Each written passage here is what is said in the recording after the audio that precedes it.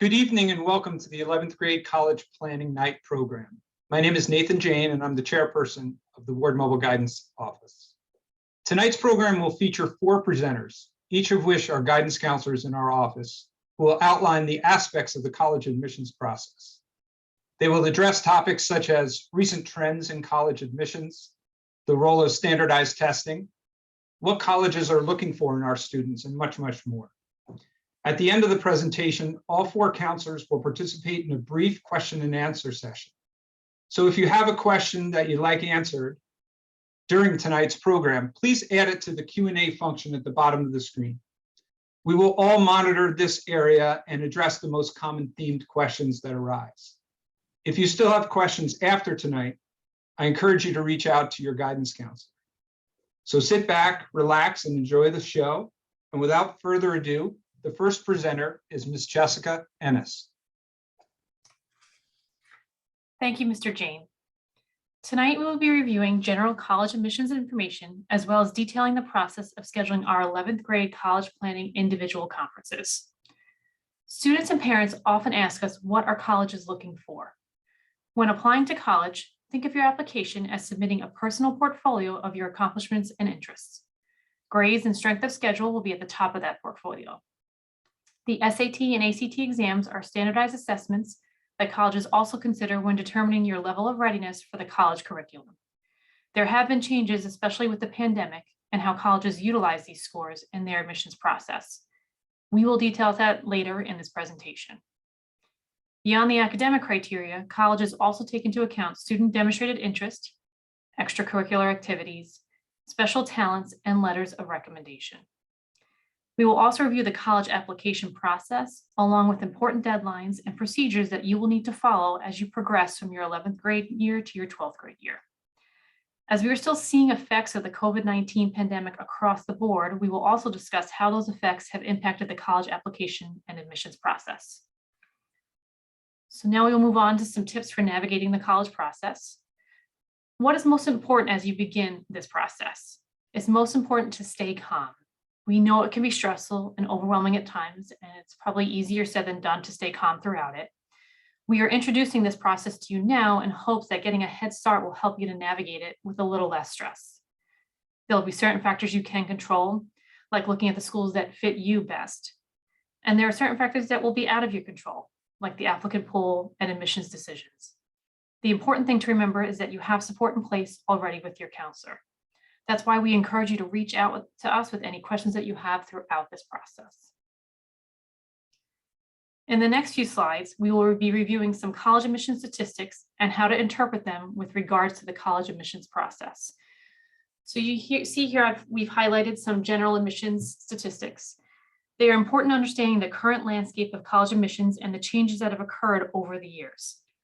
This first slide displays general college admission statistics, and the point I want to highlight is the increase in high school graduation rates coupled with the increase of students pursuing a college degree has led to a significantly larger applicant pool in the last 12 years. It is also important to highlight that the amount of colleges that each student is applying to has increased significantly.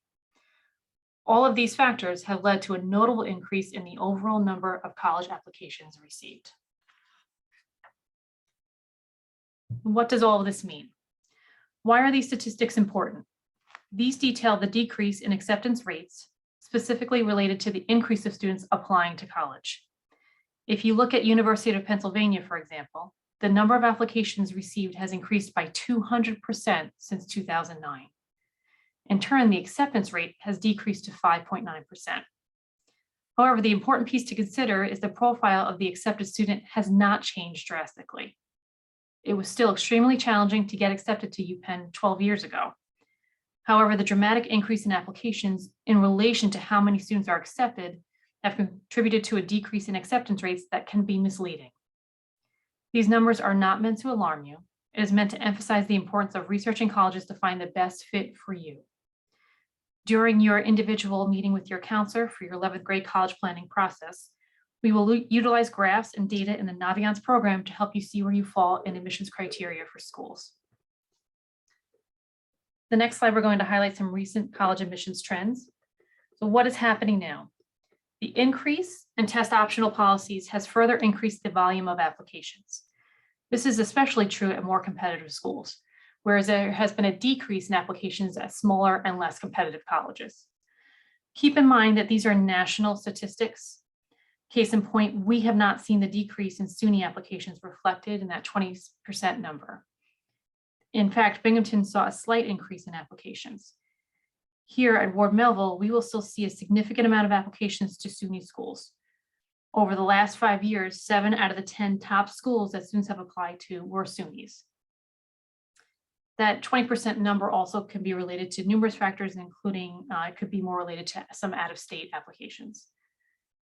Again, it's important to remember that some of these significant changes in acceptance rates are skewed and a result of COVID-related impacts to the college system. We believe knowledge is power, which is why we're sharing this information with you this evening. Next, I'm going to introduce Ms. Allison Dinkle, who will continue with the presentation. Hello. So many of you are probably wondering how to start this complicated college process. And we thank you all for joining us this evening to gain some more information on how to do so. So the next step really would be to schedule the 11th grade college planning conference. This is a meeting that consists of students, parents, and counselors, and is really designed to be able to customize a meeting more tailored to each individual student. And it all begins by students working on what we call an 11th grade college planning worksheet. We as the counselors had gone into the classrooms a few weeks ago to explain to the students how to complete this worksheet and where to access it, which is in our Google Classrooms. On the worksheet, there'll be questions that ask students if they know of their intended plan of study or what types of colleges they're looking for or where they might be looking to go to school. And if they don't know the answers to these questions, that is perfectly fine as well. It's just that with that information, the counselor can better prepare for each individual meeting and tailor the meeting towards that student's specific needs. These appointments will begin next week on Monday, December 6th, and will run through December and January. They take about a period and a half each, so just factor that in when trying to plan it along with the student's schedule. Parents will be joining via Google Meet, whereas the student and counselor will be in the office. Parents will be able to see the documents that they're reviewing. We'll be sharing our screen, but they will be in Google Meet and students will be in the office.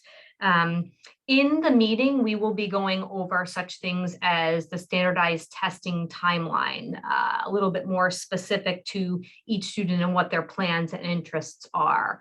We will be looking at the different ways to research colleges, namely Naviance, and Mr. Jim Sheridan will be showing parents and students how to access this through our website a little bit later in the program, and we will also be posting a video tutorial to our guidance website as well.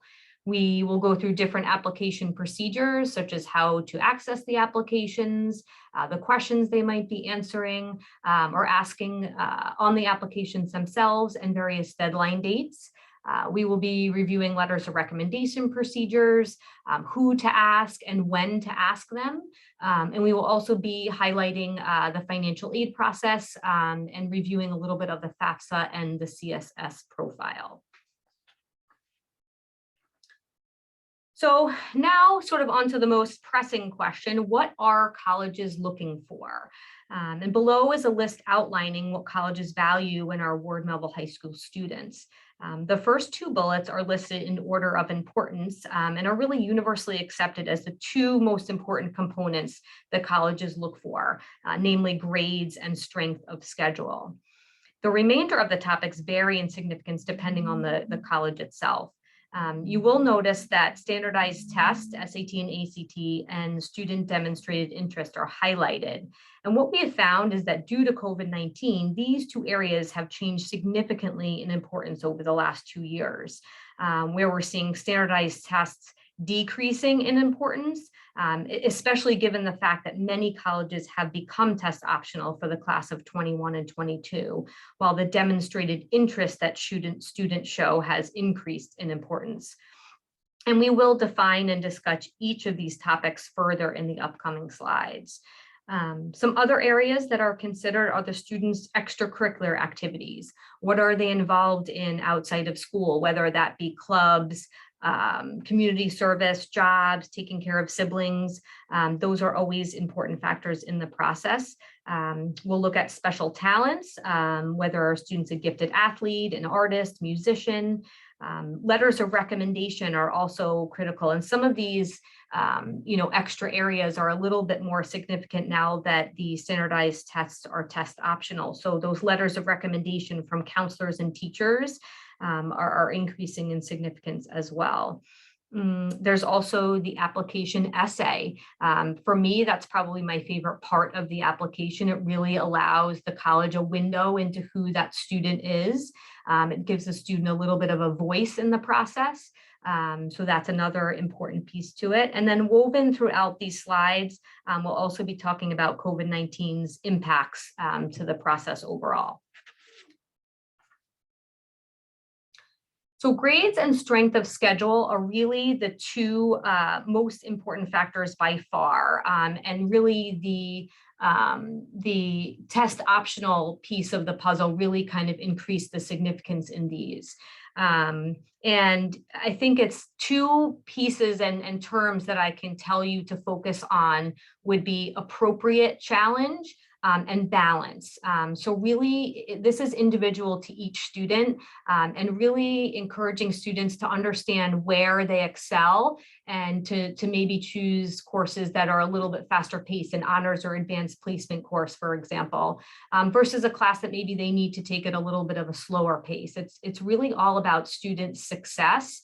And that's the most important part. So if a student's strong in the sciences, they may choose to take a more accelerated path there while choosing maybe a slower paced course in English. And this is definitely something that can be discussed in this 11th grade college planning conference to help students pick and choose where to take those appropriate challenges. And finding that balance of challenges and elective courses and taking something maybe new, taking an elective that you've been wanting to take or that's been of interest to you that the student hasn't chosen to take. So really finding that balance in the schedule is important, and the balance of what goes on outside of school. We know students are involved in so many different things. So finding the balance of time that students have to focus on the courses that they're enrolled in addition to what they do outside of school. In February, we will be working on student schedule requests with students. We will be going into the classrooms to explain this process. And then students will be given the opportunity to choose their course requests based on teacher recommendation as well as their interest. And counselors are always part of that process. I encourage you to talk about course choices in your college planning meeting so that your counselor can help the student pick courses that are appropriate for them. The COVID changes sort of in this area are that, some students were remote last year. We were lucky here in Three Village to be in school full time, but some students chose the remote option. Some students may have struggled with the school closure 2 years ago. And we really have the opportunity to address any of these issues through our counselor letter of recommendation. And there's also a portion on the common application where students can address issues related to COVID as well. So the SAT is one of 2 college entrance exams available to students. And as we've mentioned a few times throughout this presentation, colleges for the last 2 years, most of them have gone test optional. So students are able to submit their scores if they feel it will help their application, but they're given the opportunity to not send their scores if they felt it was not going to enhance their application. We are not sure what will happen for next year. I believe we would probably know that before the end of this school year, or if not over the summer. I don't think colleges have made those decisions yet. They're sort of looking at the landscape of the application process this year, as well as throughout the rest of this year. But typically the SAT is offered 10 times throughout the year, with exams coming up this year in March and May and June. I encourage you to pay close attention to the registration deadline dates. and to register earlier than later so that you can have a better chance of getting here at Ward Melville to take the exam, or a school that's nearby. It's comprised of 2 sections, the math and the evidence-based reading and writing. In August of this year, SHE chose to do away with their optional writing section. So they're both scored on a scale of a 2 to 800. So that's giving the highest possible sum of a 1600. The test takes approximately 3 hours. So keeping that in mind, for students, this is probably really the first exam that they've taken of this length. And really wanting to highlight that the test prep is really essential. I don't think any of us would want to go into an exam without doing preparation, and certainly the SAT is not alone in that. So some of the opportunities that we have is a program called Methodize. We introduced this to students when we went into their social studies classrooms a few weeks ago, and most students were registered and can get online and begin this program tonight if they wanted. It's offered through Naviance. It's an online program that's very comprehensive. It gives students the opportunity to do vocabulary builders, practice questions.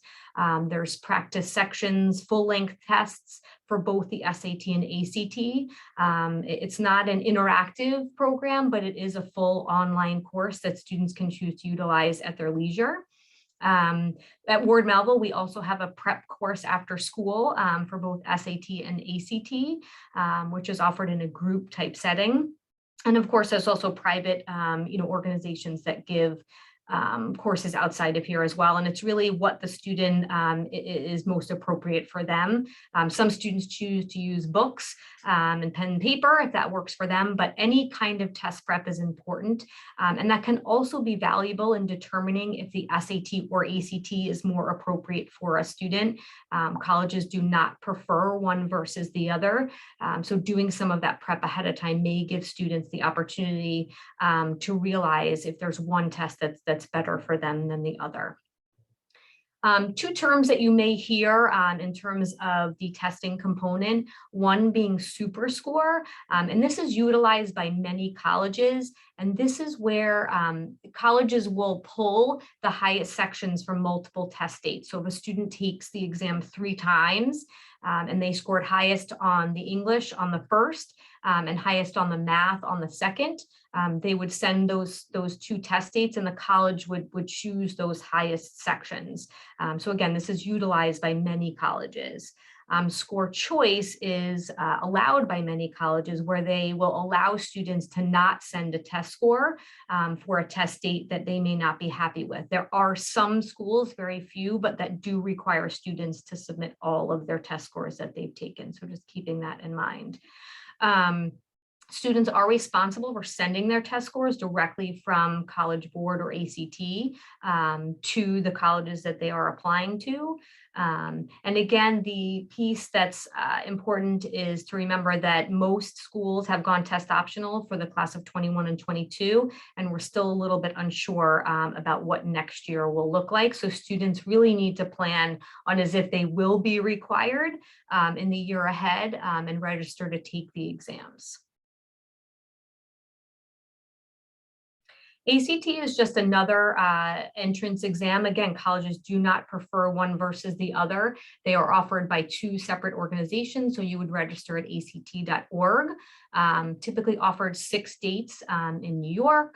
There's 4 sections on this exam: math, English, reading, science, as well as an optional writing section. The total score is an average of all of the sections, and it is on a scale of a 1 to 36. There is a conversion chart. If families are more familiar with an SAT score, there is a chart that you can review to know if the ACT score is better than the SAT score. It takes slightly under 3 hours, and then there's an additional 40 minutes for the optional essay. The same terms, super scoring and score choice, apply to the ACT as well. So keeping that in mind, those same test prep again is essential. And really, I think to find out which test is more appropriate for students. Some may feel that they're more comfortable with one test versus the other. So that prep really is essential there. Again, same thing, responsible for sending the scores to the college, and the test optional piece is there. And Mr. Jim Sheridan is now going to dive a little bit deeper into the student demonstrated interest. Okay, as we move forward with the presentation, I'm going to cover some additional aspects of the college application process that are considered when students are evaluated as candidates for admission. And the first topic that we're going to dive into is student demonstrated interest. Demonstrated interest has become increasingly important and when determining if students are strong candidates or accepted candidates or successful candidates when they apply to college. It has become even more important as the changes have been made with the SAT optional factor due to the COVID-19 pandemic that Ms. Dinkle just discussed. And before we get very specific about what this exactly means, I just want to note that not every college will track student interest, but many, many do. And we think it's become a more important factor, so we're going to spend some time on it tonight. So each year, the total number of applications that each college receives usually increases, and they're reading through thousands of applicants. However, the number of students that they can admit typically stays the same, as Ms. Ennis covered in the beginning with her data. So they're now looking at additional factors to help them figure out which applicants are genuinely interested in actually attending their school, rather than students who may have just added the school as a backup on the Common App or heard it was nice and just added it because their friend applied or something to that effect. Colleges do not want to over-enroll or under-enroll their incoming freshman class. So they now spend a significant amount of time determining what's referred to as their yield. This is the percentage of admitted students who actually choose to take them up on their offer of admission. Yield is an important factor to colleges because they want to make sure that most of the students they choose to admit actually choose to attend. So they end up with the right amount of students to fill their class. And using this demonstrated interest factor is one of the strongest predictive tools that colleges have for whether or not a student will actually enroll. So with that being said, the best ways for students to demonstrate interest are listed on this slide. And the first and most significant way is to visit the college. While visiting is mostly important for students to learn about different colleges, decide what is right for them and where they'd be comfortable attending, using factors such as size, distance from home, and location, demonstrated interest is also an important benefit to visiting these colleges in person and could potentially have a significant impact on the admissions decisions for that student. So when you choose to visit, you should take a tour and attend an information session. You can register ahead of time and check in when you're there. And believe it or not, the colleges will actually keep track of this. When they receive your application, even if it's 6 months to a year or even 2 years later, they will most likely know that you took the time out of your busy schedule to take the trip to their school. So for example, if we have 2 students from the same geographic area, such as Long Island, with similar grades, similar SAT scores, comparable and strong extracurricular activities, and one student chooses to do a college visit and the other doesn't, the college would view that as a significant factor in their interest in their particular school. It's not that the other student is not qualified. Remember, they have the same scores and the same profile, but the college will likely admit the student who chose to make the trip, and they could defer or waitlist the student who did not. Because remember, it's not that they're not qualified, it's that they weren't sure they were seriously considering their college. Virtual visits are another great option, and they've become more and more popular due to restrictions from the COVID-19 pandemic. It's a wonderful thing to do. It's also extremely convenient, and you can register ahead of time at a specific time and date. And that way the college will know that you participated in that virtual college visit. And it's important to note that there's a ton of virtual information on each college's website. They're not all considered to be visits. Some could just be a video that you watch. And in that case, while helpful, and I would strongly encourage you all to do that, it's not going to show the school that you registered for that video. It's just available to anybody on the internet. The Ward Melville College Representative Program is another great way to demonstrate interest and, more importantly, learn about the many different colleges that are out there. Ward Melville hosts over 70 college information sessions each fall that our students can attend.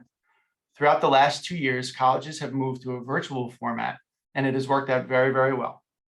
The visits take place via Google Meet or Zoom or whatever platform the college chooses to use, and they are scheduled after school and in the early evening, 5 days per week. And the sessions are often given by the admissions rep that is specifically assigned to Ward Melville High School for that particular college.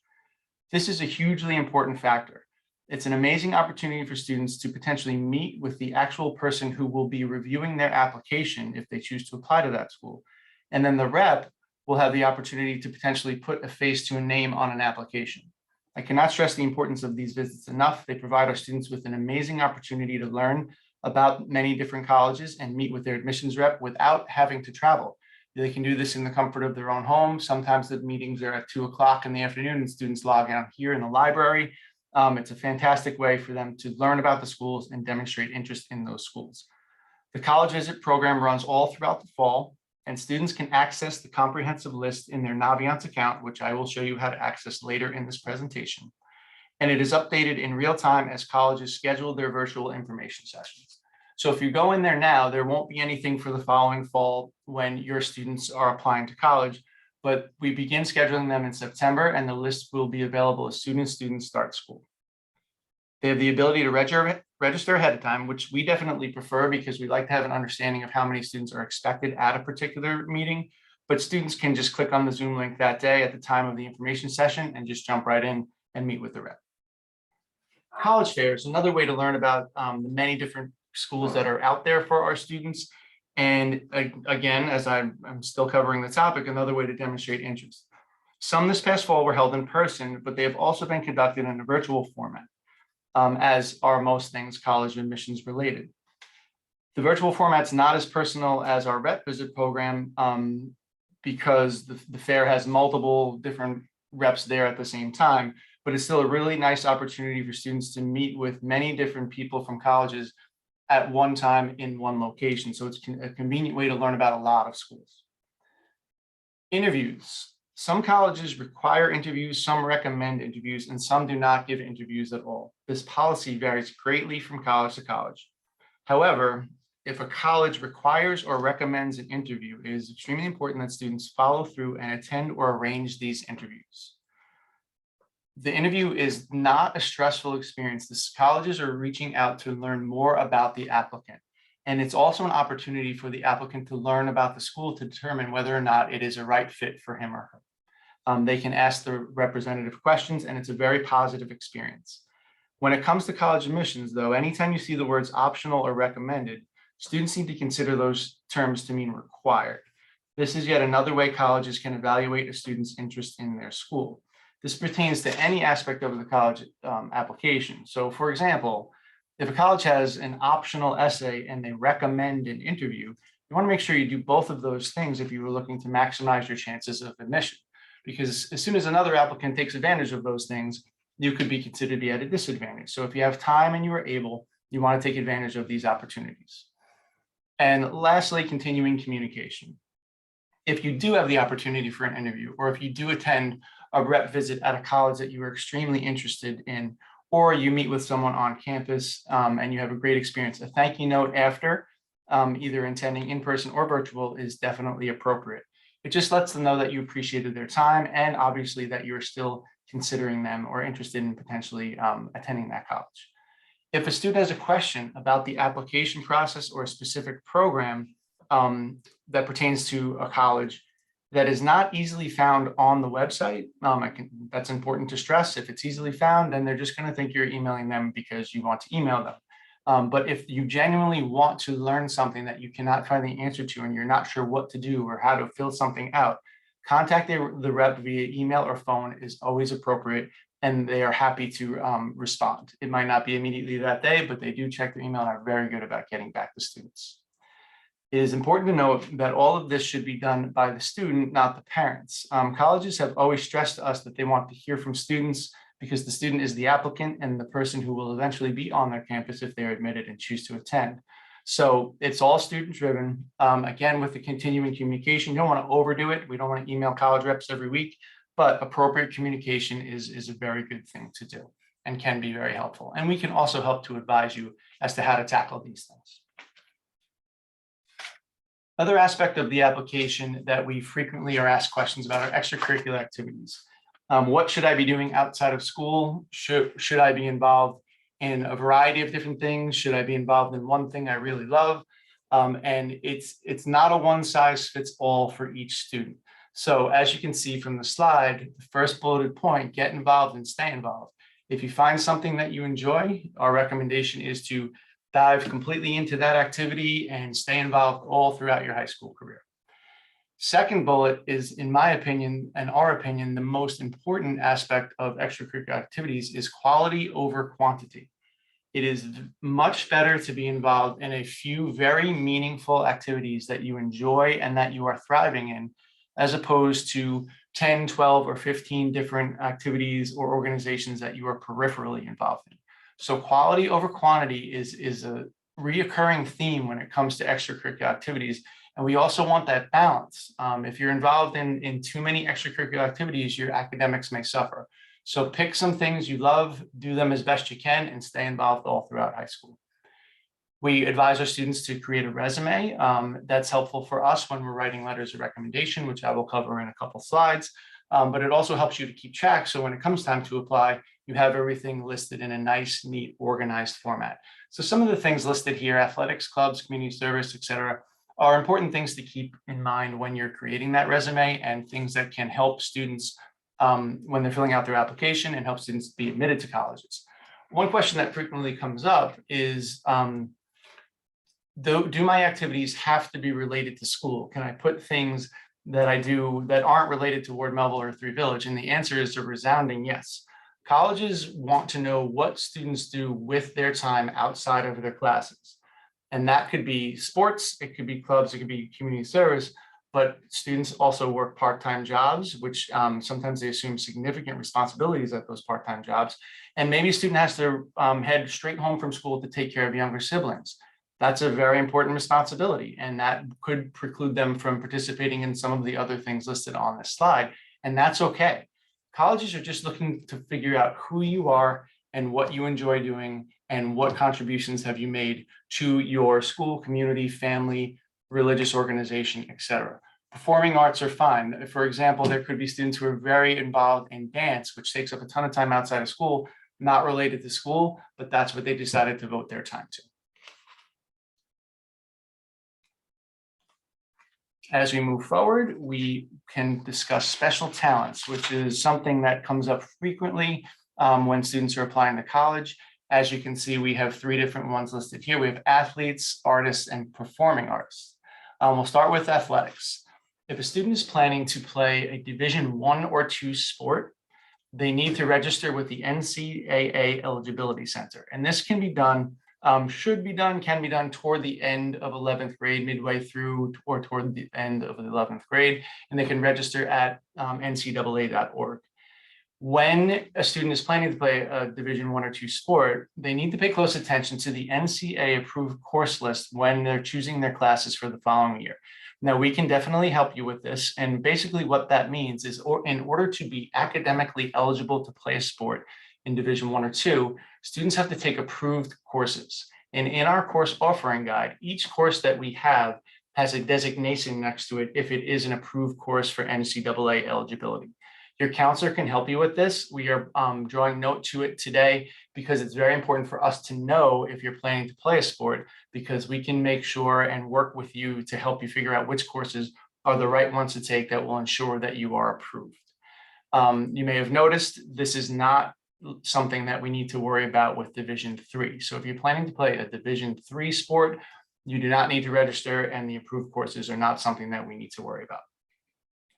If a student is applying to school as an art major, and this goes for what would be considered art institutes or what quote unquote typical colleges with art programs, they could be required to submit a portfolio. And the portfolios are quite extensive, and students get a head start on them very early. And as you can see a couple bullets down, we need to pay close attention to the instructions, because the requirements for the portfolio at one art school could be different than the requirements for the portfolio at another art school. And the same goes for the performing arts. Most likely, if a student is pursuing a major in the performing arts, they would need to do an audition. And that audition, or the requirements for the audition, or the piece that the student needs to play or sing will vary from institution to institution. So again, we need to pay very close attention to instructions, and I know that's on this slide, but paying close attention to each individual college's instructions regarding the entire application process is one of the most important things that you can do. They all have it listed very neatly on their website, so you know that you're not missing anything, you're not missing any deadlines, and you're going to be right on track. Some COVID changes related to the special talents. For example, the NCAA standardized test requirement is not in effect for next year. So students are going to be evaluated on their approved courses. The standardized test component won't be involved. Auditions have moved to a virtual format in many cases. Some could still be in person. It depends on the school. And the portfolios are frequently submitted online, usually through a program called SlideRoom. But again, there are multiple programs and colleges use different ones. In the past, art schools could have something called a portfolio day, where students go in person with their portfolio and show them to the department that they're applying to. Some colleges might still be doing that, but for the most part, I would think at this point they would be in an online format. Moving forward, another aspect of the application that we need to keep track of, and this is something that we're going to begin to think about now, but we don't need to actually do anything about this toward the end of 11th grade. So I don't want this slide to stress anybody out. I want you to know about it so that you know what to expect, and you can think about this so that you are prepared when the time comes. Most colleges will require that students have at least one letter of recommendation from a teacher, and many may require 2 teacher letters of recommendation. As a general guideline, colleges will prefer to receive the most recent description of the student. So letters of recommendation from 11th grade may be preferred, but in some cases, a teacher that a student had in 10th grade can certainly be acceptable as well. 9th grade was too long ago. Sometimes students ask us if they could ask a 9th grade teacher. And while it could be a good letter, it's not the most recent description of the student and will not hold as much weight as 11th or 10th grade. So we would advise against that at this point. It's better for a student to ask a teacher they had while they're attending Ward Melville in either 10th or 11th grade. As we had mentioned multiple times through this presentation, and I just said it on the previous slide, students need to check each college's specific requirements, because recently, and a lot of things in college admissions change from year to year, and we find out that information sometimes as it's happening. So recently there have been a few colleges who specifically stated on their website that they prefer letters of recommendation from either 11th or 12th grade teachers. But in our world, and as you'll see from when Ms. Mirabella discusses dates in a couple slides, the application is due very early on in senior year. So I would say 12th grade teachers are not a good option. So in this case, for these few schools, 11th grade is really where we need to focus our attention.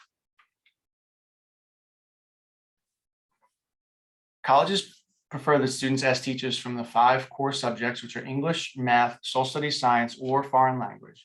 However, as you can see, there are certainly exceptions.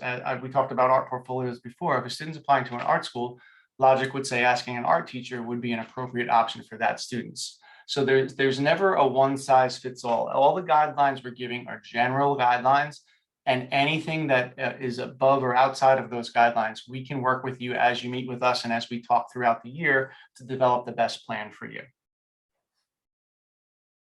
When deciding who to ask, the relationship that the student has with each teacher is more important than the subject, though. And the students do not need to have a perfect grade in a course in order to ask a teacher to write them a letter of recommendation. Many times when we ask a student who they're thinking of asking, they immediately go to what they would consider their best subject, which is fine, and that may work out perfectly. But sometimes students develop a strong relationship with a teacher in a class that they found to be a bit more challenging. Maybe they had to ask more questions. Maybe they attended extra help frequently, and that fostered that relationship with that teacher so the teacher could speak to their work ethic and determination. So that sometimes could be a great option as well. Again, not one size fits all. So we're going to go through the process of how to request a teacher letter of recommendation. As I said when I started this slide, this is not something that's happening now. We're giving you this information so that you are prepared. We have a process that needs to be followed, and you can see the steps listed under process on this slide. You're going to speak with the teachers during the 4th quarter of 11th grade. At that point, you're also going to complete the teacher letter of recommendation information form prior to summer vacation. So the way the process will work is a student will approach a teacher, say they're planning for next fall, and they were wondering if they were willing to write them a letter of recommendation for college.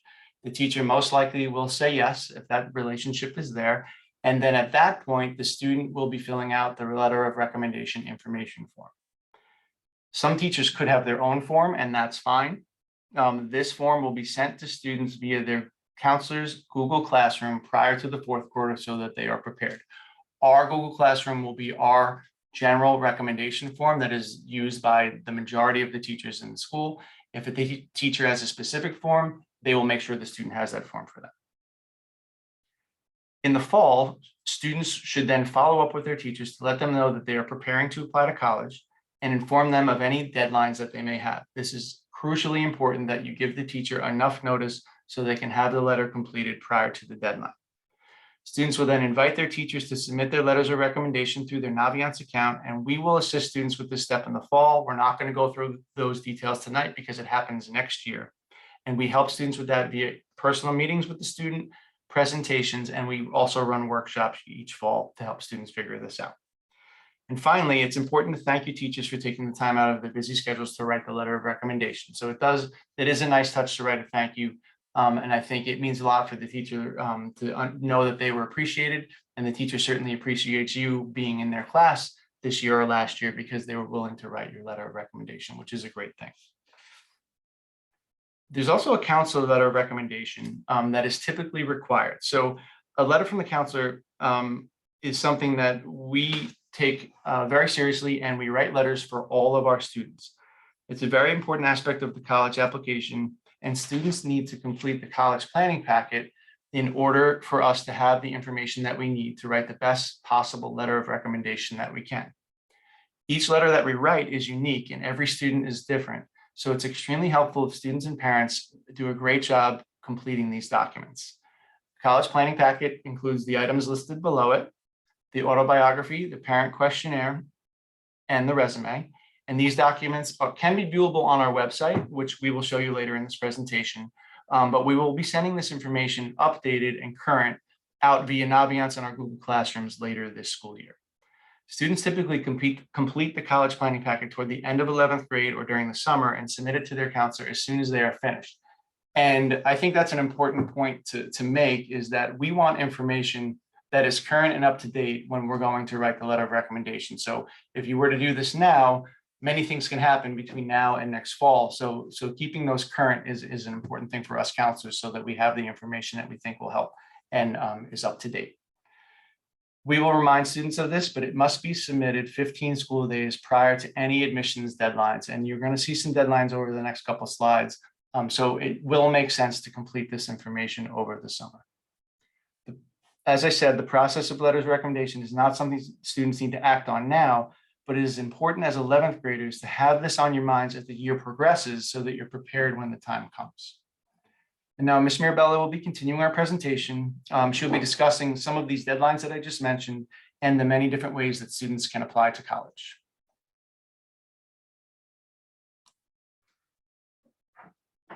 Thank you, Mr. Sheridan. The first part of the program that I'll go through tonight would be the college applications. This is a critical part of the application process and something that we have questions on regularly. There are many ways that you can apply to colleges and many different methods of applying to colleges. So I'll review those with you tonight. The first one we'll talk about would be the common application.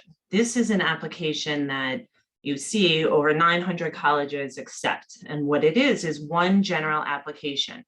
You are able to fill this application out and use this application from as many schools that you're applying to, as long as they are part of the common application. So most of our students at Ward Melville High School choose to use a common application as their means of applying. I believe this is because it is a pretty easy application to use and maneuver. So students are comfortable using the common application, and it really does benefit them because often if they are applying to 5, 6, 7 colleges, they are able to use this one application for all of the schools that they're applying to. Occasionally, a college on the common application may ask for some additional information or an extra essay, but the main portion of the application is the same for all the colleges on the Common application. So it really is a super easy application for students to maneuver, and typically the one that most of our students are using to apply. There is another application called the Coalition application. It is similar to the Common App, but you can see that only 150 schools are a part of that as of right now, plus, and most of our students don't use a Coalition application. I believe it's mostly because of the fact that only 150 plus colleges use a Coalition application, but they are more than welcome to if this is something that they're comfortable with. You will see that there is also a SUNY specific application, and this is an application that students are able to use to apply to SUNY colleges. However, it is important to note that the SUNY schools are also a part of the Common application, which again is another reason why our students tend to use the Common App. The Common App will include private and public schools, as well as our SUNY schools in New York State. So again, typically our students aren't using the SUNY application because they're applying to the SUNY colleges through the Common App. But if they are more comfortable using the SUNY application, they are more than welcome to do so. If we have any students applying to City University of New York schools, they will use the CUNY application. This is a little bit different. The application is a little bit different than the other applications they may be using. However, they have to use the CUNY application as those are not a part of the Common application. Every so often you will run into a college that doesn't participate in any of these, and they require you to fill out their own school specific application. If that occurs, and again, it should be rare, you would do that through the college's individual website and fill that application out.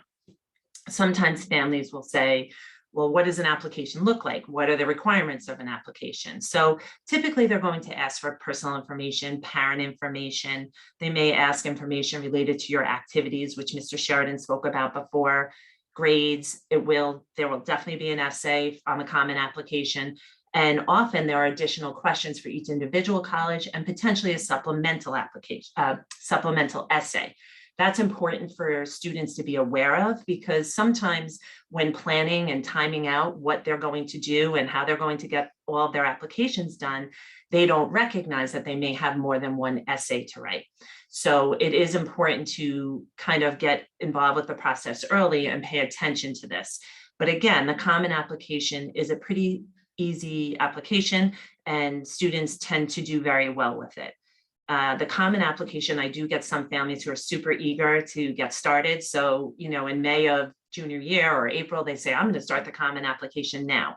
It's important to note that the application for the 22-23 school year will not be available to the students until the summer. So you won't be able to start the process with regard to creating an application until that time frame. So that's important for you to recognize. Another program that I would like to talk about is the PEAP program, the Preferred Early Application Program. This is something that many of you may be familiar with if you have older children. We used to refer to it as the on-site program. We called it the on-site program because back in the day before COVID, college admissions reps would come to Ward Melville High School, meet with our students, and on the spot, give them a decision as to whether they would be accepted to their university or not. Obviously, due to COVID, this program had to be adjusted a little bit. So it's now called the Preferred Early Application Program because we do all of this online. So students have the opportunity to apply to the schools that are listed on the screen early. Actually, the date is today. The deadline is December 1st. So for this year, they had to apply by today. And they will find out within a week or two whether or not they are accepted to these colleges. And that's really beneficial for students for a couple of reasons. One is, I think once you are accepted to a school, there is something very peaceful and it calms students. So they have somewhere that they're going to attend in the fall. And no matter what student you're sitting with or what grades they have, knowing that you have a college that accepted you, that you are able to attend if you want to, is super peaceful. And so that helps. The other advantage to the on-site is many of the schools will waive the application fee. So it's possible for you to apply to Adelphi, St. John's, LIU, and not pay the application fee. So there really is no harm if you apply to those schools and don't attend them because you have not paid the application fee. And that's something that, is important to some families. And the beauty of the program is also, if you are accepted, you do not have to attend. So you get to sit with that acceptance. And then when you make your decision in the spring, you can decide if one of these schools is appropriate for you.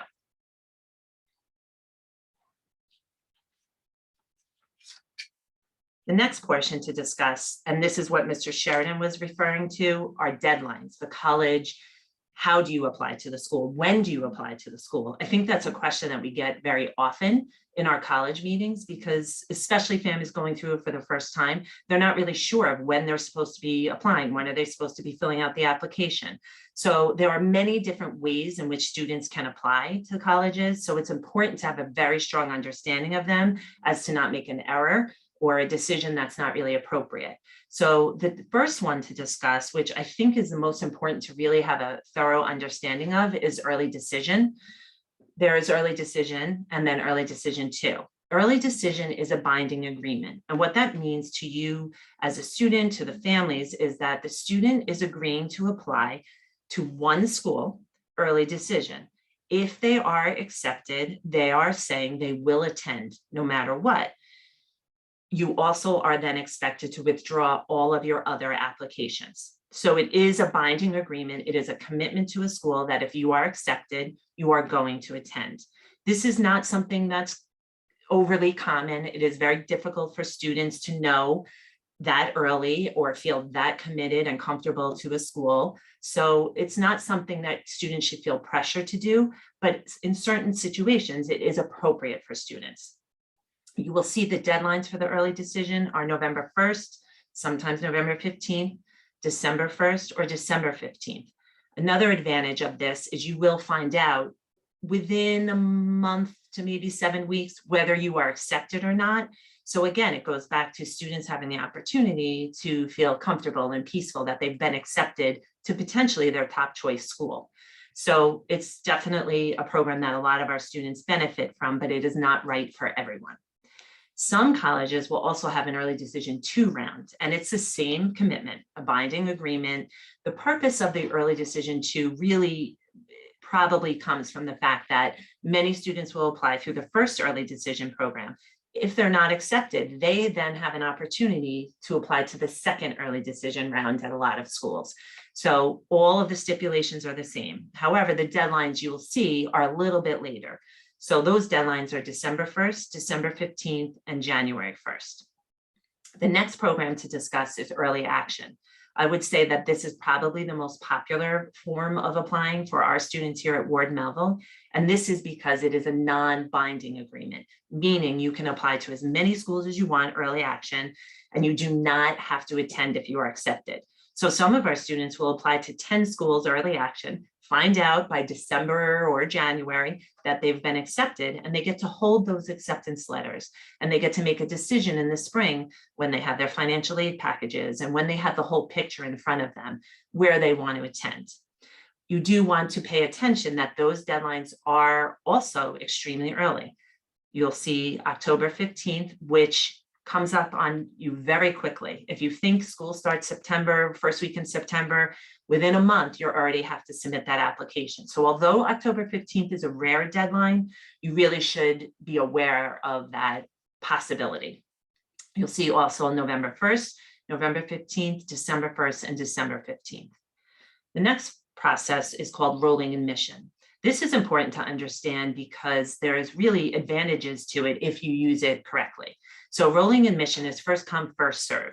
And that means that students are accepted as they're applying. You will send your application, and a couple weeks later, you will find out if you're accepted or not. The reason that first come, first serve and to do this early is important is colleges are starting to fill their class, sometimes even in August, September, October. So by January, February, if you're applying at that point, the college may have already filled 50, 60%, 70% of their class. So they're going to be more challenging with regard to who they're accepting at a later date. So again, earlier the better if you see rolling admission. The old school traditional way of applying is regular decision. And this is where they have a set due date. You'll see January 1st, January 15th, February 1st, and February 15th. And those students are typically finding out March, April, whether they've been accepted or not. And those as well are non-binding. Once students do get all of their acceptances, at some point they will have to send a deposit to a school that they feel they would like to commit to. And that's done by what's called the National Decision Day. It's typically May 1st. When COVID came around, sometimes they shifted that date a little bit to allow students to have more time to make their decision. But our expectation is that that will be the date for this year, is May 1st. So by May 1st, most students or all students will have made their decision and they will send a deposit to the school they plan to attend. I know Mr. Sheridan said this, but it is super important to pay attention to due dates, deadlines, be aware on the college's website of what's to come. Colleges set those deadlines and they're pretty strict with them, and they set them for a reason. So definitely please pay attention to those deadlines. This portion of the program is something that's very important for students because it helps them to really apply to colleges that are appropriate for them. So we will talk in our college meetings when we meet with you about a well-rounded list of schools. We want students to be successful with the application process while also challenging themselves. So it is very important that students have a well-balanced list of schools that they're applying to. So we talk about students applying to reach schools, target schools, or safety schools, which they refer to as likely schools on this. Reach school is a school that's a little bit above or maybe significantly above where you're at academically. So your chances of getting in may be less so than other students, but you may have that opportunity. So we do have students who apply to reach schools. A safety school or a likely school is a school we have strong confidence that you would be accepted. So we really feel good about it when students apply. A target school is where we really feel students belong, a school that is appropriate academically, a school where a student feels comfortable. And it doesn't mean that you're definitely getting into your target school, but you have a very strong possibility. So it is very important for our students to have a well-balanced list of schools. Most of our kids will have a couple reach, a couple safety, but most of their school lists will be target schools because that's really the school where they fit, where they will have the most success, and it is the best match for them. And we will help you with that. So the counselors, I often have students bring me a list of schools and they say, can you tell me which is which? Is it a reach? Is it a safety? And that's something we can assist you with. Communication is key. This may seem like a simple slide, but it's probably one of the most important slides that you guys will see tonight.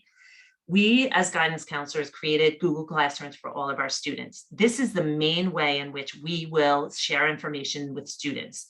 We invite them to different programs that we host. We send them reminders. We give them updates on information that we learned. So we really encourage students to focus and look at and use their Google Classroom on a regular basis because it is the main way for us to communicate with students. And sometimes what we're sending is very important and time critical. So we do encourage students to be on their Google Classrooms regularly. Checking your email, school and personal. That's a theme again, I believe Mr. Sheridan spoke about it, but colleges are going to email students on their personal email. Sometimes we email students on their school email. Teachers will email students. So it is important to get in the routine of checking your email regularly. The worst thing to be would receive an email from a college that you completely miss, and now you've missed a deadline and you're ineligible to apply. So we cannot stress enough the importance of being involved, communicating, and being on top of all of this so that you're receiving the important information. So things to remember, a recap of everything. First and foremost is this 11th grade college planning meeting. I'm sure most of you are hearing all of this and now you're feeling maybe anxious or maybe excited about getting the process started. So the really first part of that would be meeting with your school counselor. And in order to set that meeting up, you will fill out the college planning worksheet, the students will, and submit that. Once that's submitted, you can reach out to the guidance office in order to make that 11th grade college planning meeting. And remember, those are starting on Monday, December 6th, I believe it is. So that's something that you're more than welcome to start to connect with us regarding. The Ward Melville Guidance website, which Mr. Sheridan will briefly show you in a few minutes, that is easily the most important way for us to communicate, for you to receive information as parents and students. Every single thing that I have a parent ask me is 99% of the time on our Ward Melville website. It is up to date. It's changed almost daily sometimes, especially during the college process. So we really encourage you to use it and look at it and refer to it. It's unbelievable how much information is on there. Included in that would be financial aid resources. So we will post information on there to offer support to parents and resources that they can use for the financial aid process. Start early, 100%. That's probably the most important thing you'll hear. Start early, be involved. Don't wait till the last minute. Go visit colleges, ask questions, do your homework, and it will make the process less stressful. Use your resources. We're one of them. Ask us questions. Ask the college questions. Everything that you have in front of you to use, you should use step by step. That's similar, right? So we want to take the process and do little by little rather than my application's due in 2 weeks and I haven't done anything. That becomes overwhelming for students as well as parents. Focus on fit, finding appropriate schools. What schools make sense for me? Where do I feel like I will fit in? That is going to ensure students to have the most successful experience in college, and that's what we all want.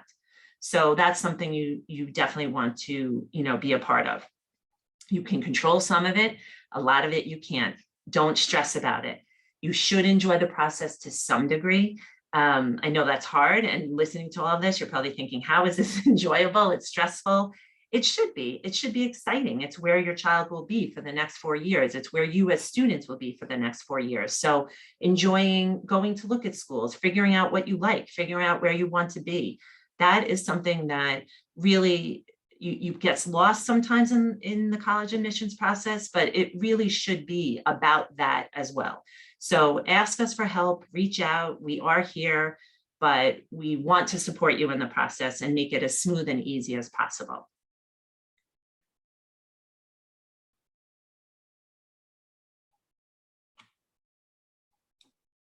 Okay, it's Mr. Sheridan again. I'm back, and we're going to take you on a quick tour of our website and show you how to access the Naviance College and Career Readiness Program.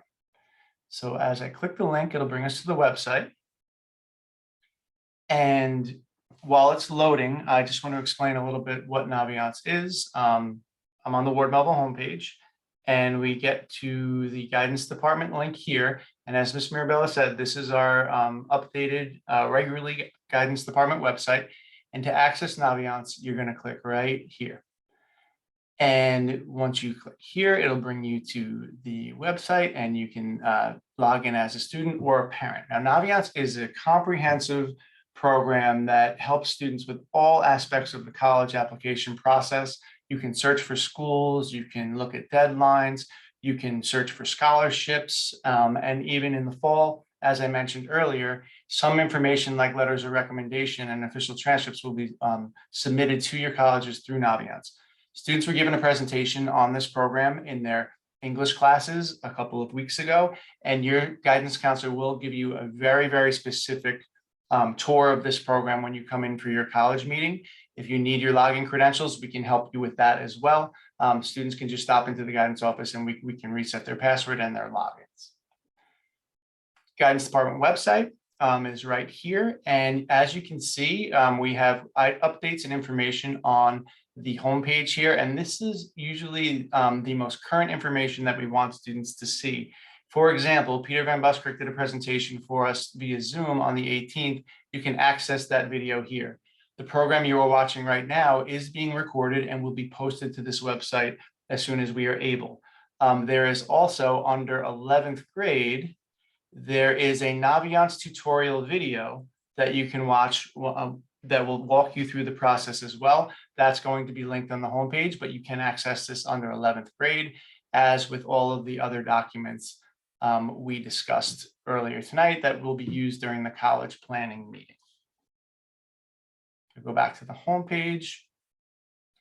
You can also click contact us, and all of the guidance counselors are listed here with their contact information.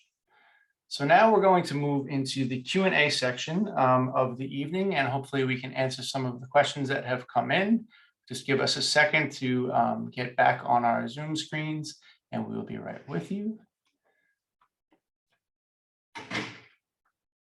Okay, counselors are preparing, and here we are.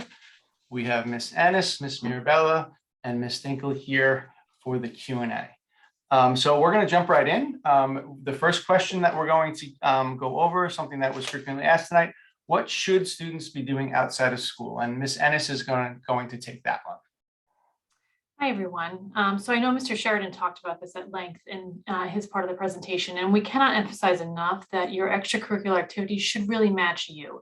It should be authentic. It should connect to who you are as a person, what your interests are, what you're possibly looking to pursue as a career area. Again, we have so many ways for students to be involved here, the list of clubs, athletics, but there are a lot of also great outside community organizations. Sometimes through religious organizations, there's the library, there are other activities that students are part of, such as Boy Scouts, Girl Scouts. So there's really no wrong or right way to be involved, and there's no secret recipe, but it should be authentic to you and should connect to you in some way. Great, thank you very much, Ms. Ennis. Second question, and this we do get asked frequently: what is the typical amount of colleges that students apply to? And I believe Ms. Tinkle is going to take that one. Yeah, we do get this question asked a lot, and I think it's important to know there is no magic number. There is no right or wrong. Really, the thing to focus on really is the quality of the applications, not the quantity. So you don't have to think of a specific number as the right number to target. But as Ms. Mirabella talked about, that balance of reach, target, and safety. So really kind of creating that balance of having all three of those levels of schools and a list that you're happy and is appropriate for each student. I think we would probably recommend 8 to 10 schools.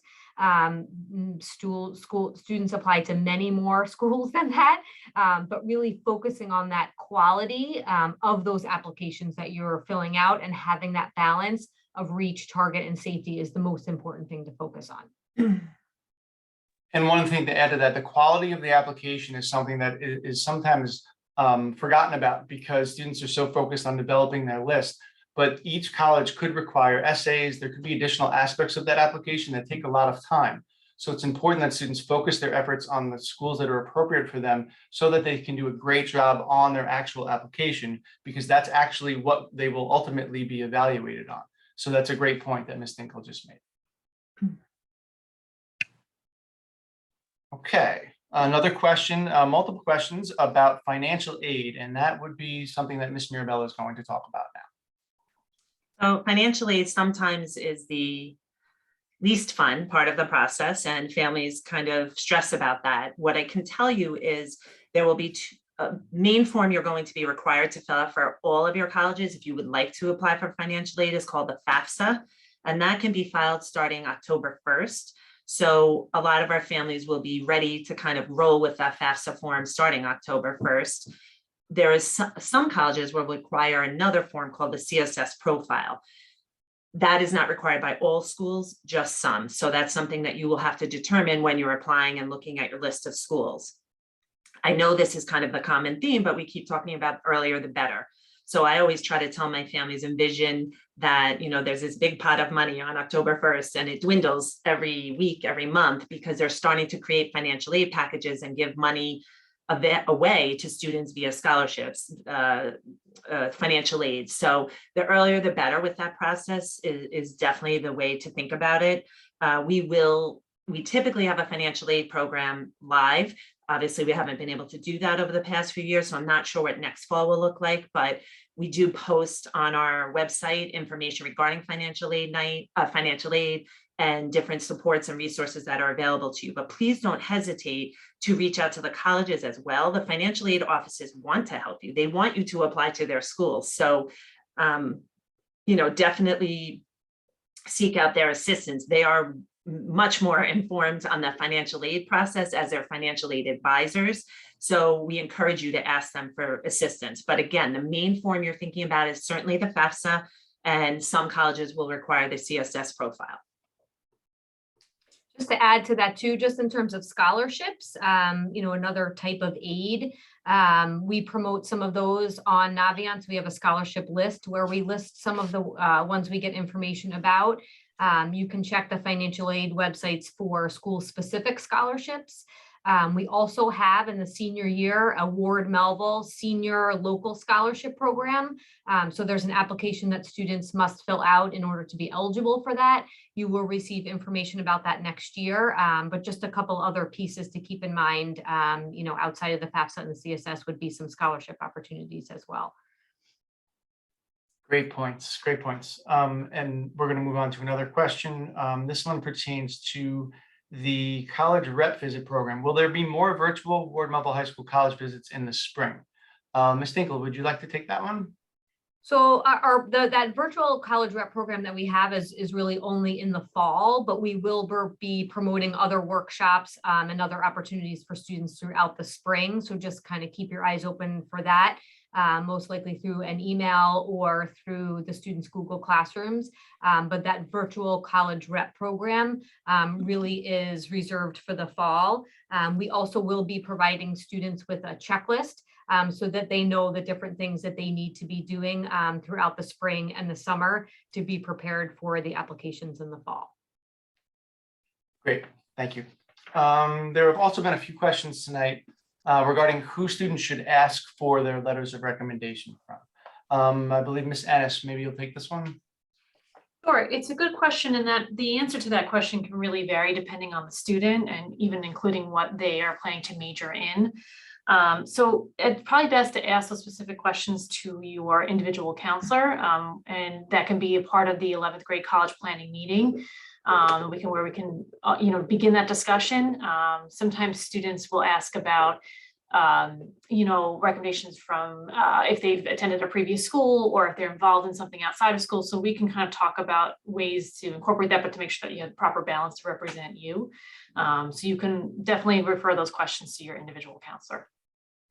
And also just to remember for those 11th grade college planning meetings that they'll start on December 6th and they'll take about an hour to an hour and a half. So to keep that in mind and definitely call as soon as possible to start scheduling those meetings. Okay, next question pertains to when a student should start the college application process. Should that be in the summer? Should that be in the fall of 12th grade? Maybe Ms. Mirabella, could you give us a little bit of a timeline for the parents and students? Sure. So as I mentioned before, the Common App I can speak to will not be available to students until the summer. So creating an account and actually filling out the application won't be able to begin until then. However, students are able to get ahead with their essay. They are able to get ahead with other portions of the process, their resume, visiting colleges. One of the questions was, when can I start doing that? Today, if you want. So parts of the process can begin now, but the actual application part, most of our students are starting in the summer when the application is made available into the fall. You have to remember that fall is busy. They're also going to school, they're taking all their classes, they're doing all of their activities. So, if you can get some of these things done in the summer, it probably would benefit you rather than waiting until jamming everything in the fall. And if you recall, the first deadline I showed you is October 15th. So if your child has an October 15th deadline, trying to get everything done from September 9th when school starts until October 15th is too much. So parts of the process can start now, as in visiting colleges, taking your SATs, your ACTs, meeting with your counselor, researching the colleges on Naviance, but the filling out of the application will be the summer into the early fall. Great, and that leads us into the next question, and this will tie up the night for the most part. What should students and their families be doing now? What are the next steps in the process? And Ms. Mirabella outlined that as she just answered the previous question. And before I get into the specifics of exactly what you should be doing right now, I just wanted to take a moment to let you know that we've given you a lot of information tonight. And it's important to remember that this does not all happen overnight and instantly. This process will take over a year. We're in December of your junior year, and you may not know where you're going until around May 1st of your senior year. So while we covered a ton of information, It all happens step by step. So if you follow the steps and you follow the process, you're in contact with your counselor, you research and you do your homework and you focus on what you're looking for and what your goals are, it shouldn't be as stressful as it may seem when we're bombarding you with tons of different process information tonight about this big, scary college application process. It's not scary, it will be fine, but you have to get started on it now, and earlier is always better. So specifically, what are the next exact steps the family should be doing? The first is you want to complete the college planning worksheet, and that can be found in your guidance counselor's Google Classroom. So if any student is looking for that form, it's in the Google Classroom. They can submit it. It does not take that long to do. It's just a simple questionnaire. They submit that form, and then the parent or guardian or the student, depending on who knows the schedule best, can schedule the meeting. The parents will be via Google Meet. The student will be here in our office, and that's the beginning of the process for you. Then as you move forward, we come up with a testing plan for SATs, ACTs, and all of the other things that we talked about in this presentation. So don't get too far ahead of yourself. Start with that meeting and then take it from there. We did receive a number of questions tonight that we were not able to get to. But as Mr. Jain said earlier, if you still have a question, please contact your counselor. You can do so before the college meeting, but you don't need to, because we will be able to answer those questions in person with you. But if something you need to know right now, of course, reach out to us via phone, email. All of our contact information is on the guidance website that we showed you earlier. Okay, so thank you very much, everybody, for attending. We really appreciate you taking your time out of your night. It was great to meet with you virtually, and we look forward to seeing you soon. Take care, everybody. Have a good night. Night, thank you.